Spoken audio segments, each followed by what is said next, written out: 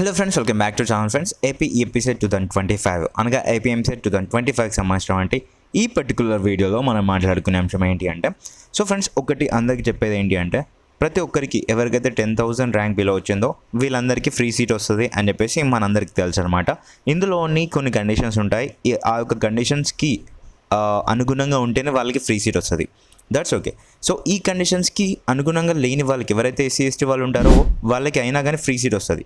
So ఈ free seat అనేది ఏ విధంగా మనము చూజ్ చేసుకుంటామో అనేది ఈ వీడియోలో మనం మాట్లాడుకుందాం. పర్టికులర్గా ఫ్రీ సీట్ రావాలి అంటే ఎన్ని కండిషన్స్ ఉంటాయి, ఆ కండిషన్స్కి అనుగుణంగా మనం ఉంటేనే మనకి ఫ్రీ సీట్ వస్తుంది అని చెప్పేసి మనం అయితే మాట్లాడుకుందాం అనమాట.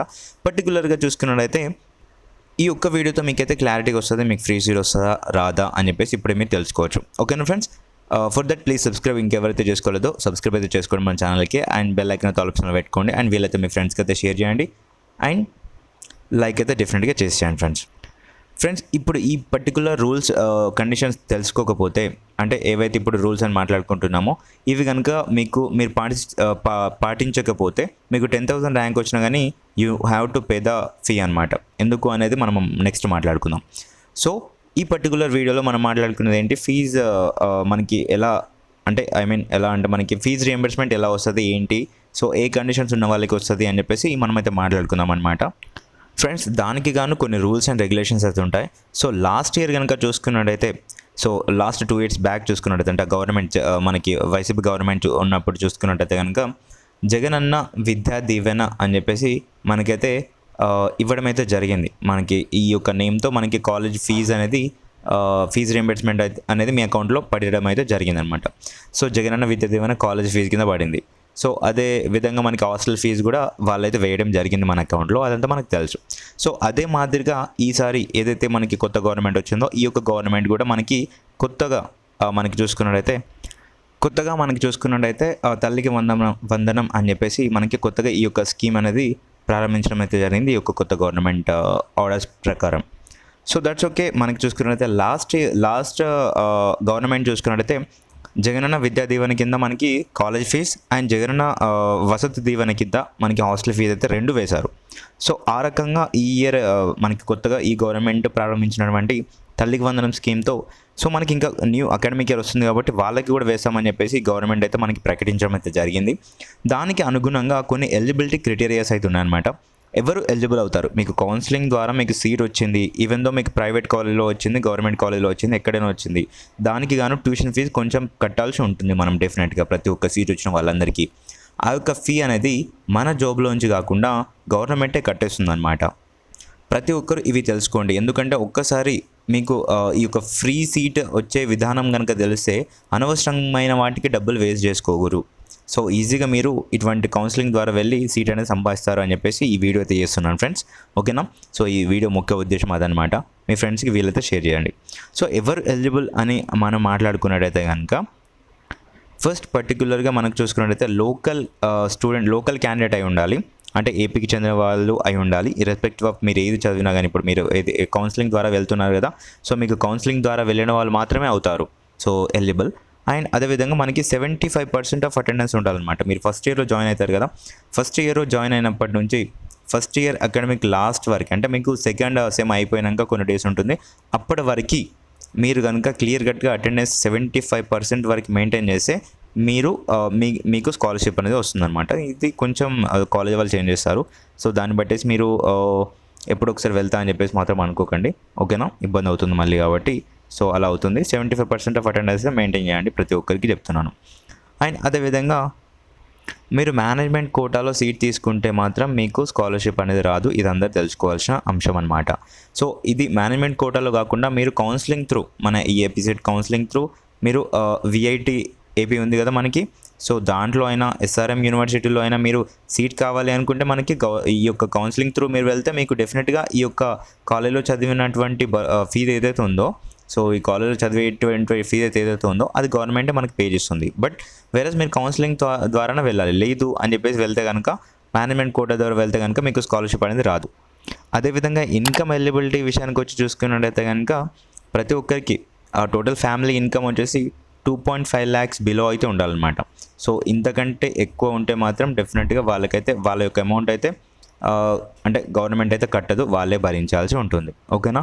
మీ యొక్క ఫ్యామిలీ ఇన్కమ్ అంటే మీ యొక్క ఇన్కమ్ సర్టిఫికేట్ పైన ఇన్కమ్ అనేది ఇంత ఉండాలి. సో 2.5 lakhs బిలో అయితే ఉండాలన్నమాట. లేదు అన్న మా ఇన్కమ్ సర్టిఫికేట్ ఎక్కువ ఉంది అని చెప్పేసి అనుకుంటే సో మేబీ ఇట్స్ మీరు మార్చుకునే దానికి వీలైతే ఉంటుంది. ఎంఆర్ ఆఫీస్కి వెళ్ళి మీరు మార్చేసుకోవచ్చు.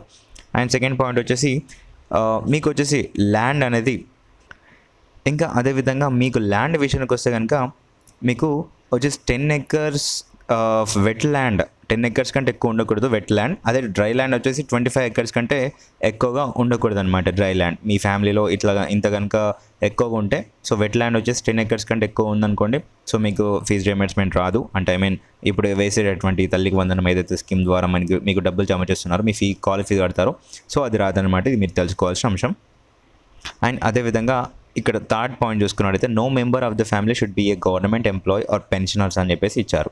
సో అంటే మీ యొక్క ఫ్యామిలీలో మీ మదర్ కావచ్చు, మీ బ్రదర్ కాదు, మీ యొక్క మదర్ కావచ్చు, మీ యొక్క ఫాదర్ కావచ్చు, వీళ్ళిద్దరిలో ఎవరైనా ఒక్కరైనా గవర్నమెంట్ ఎంప్లాయీ అయితే కనుక మాత్రం మీకు ఫీజు రియంబర్స్మెంట్ రాదనమాట.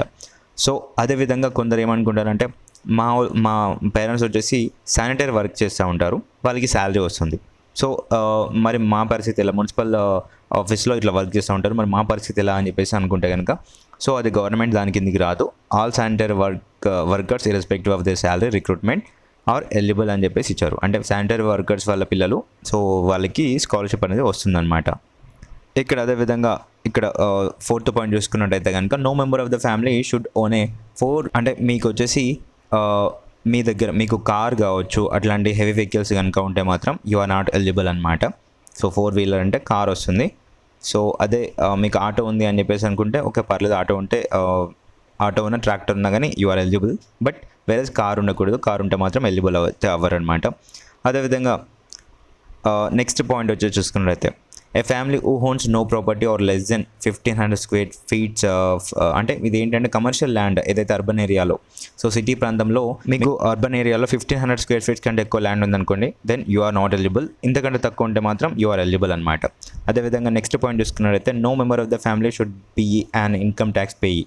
సో అంటే ఏంటి అంటే మీ వాళ్ళు ఎవరైనా కనుక ఇన్కమ్ పెద్దగా మీ యొక్క బిజినెస్ ఉంటే కనుక సో మీరు కనుక ఇన్కమ్ ట్యాక్స్ పేయర్ అయి ఉంటే, అంటే ఇన్కమ్ ట్యాక్స్కి డబ్బులు కట్టే వాళ్ళు అయి ఉంటే కనుక then you are not eligible for this scheme అనమాట.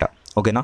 ఫస్ట్ వచ్చేసి మీకు ఈ స్కీమ్ మొత్తంగా బ్రీఫ్గా చెప్పాలి అనుకుంటే 75% ఆఫ్ అటెండెన్స్ అయితే మెయింటైన్ చేయాలి at the end of the academic year. So అలా అయితే మీకు స్కాలర్షిప్ అనేది వస్తుంది. సో అదేవిధంగా మీ యొక్క ఇన్కమ్ సర్టిఫికేట్లో ఇన్కమ్ వచ్చేసి 2.5 lakhs కంటే మించకూడదు. మీకు వెట్ ల్యాండ్ వచ్చేసి 10 acres కంటే ఎక్కువ ఉండకూడదు. అదే డ్రై ల్యాండ్ వచ్చేసి 25 acres కంటే ఎక్కువ ఉండకూడదు. అండ్ అదేవిధంగా మీకు 4-wheeler అయితే ఉండకూడదు వెహికల్. అండ్ నెక్స్ట్ వచ్చేసి 1500 square feet కంటే ఎక్కువగా మీకు ల్యాండ్ అనేది ఉండకూడదు అర్బన్ ఏరియాలో. అండ్ మీ యొక్క ఫ్యామిలీ మెంబర్స్లో ముఖ్యంగా మీ ఫాదర్ కావచ్చు, మీ మదర్ కావచ్చు, వాళ్ళు ఎవరైనా ఇద్దరిలో గవర్నమెంట్ ఎంప్లాయీ అయ్యి ఉండకూడదు. సో దెన్ అప్పుడు మీకు ఈ యొక్క ఫీజు రియంబర్స్మెంట్కి ఎలిజిబుల్ అవుతారు. సో ఓకేనా. ప్రతి ఒక్కరికి నేను చెప్పేది ఒకటి ఏంటి అంటే ఏం పర్లేదు, సో మనకి ఇలా ఉన్నప్పటికీ ఏం పర్లేదు, దెన్ యూ హ్యావ్ టు, ఎందుకు అంటే కౌన్సిలింగ్ త్రూ వెళ్తేనే మీకు ఫ్రీ సీట్ అయితే వస్తుంది. ఫ్రీ సీట్ గురించి తెలియక చాలామంది అయితే మేనేజ్మెంట్ కోటాలోకి అటువైపు ఇటువైపు వెళ్తారు అండ్ అదేవిధంగా డబ్బులు వే చేసుకుంటారు.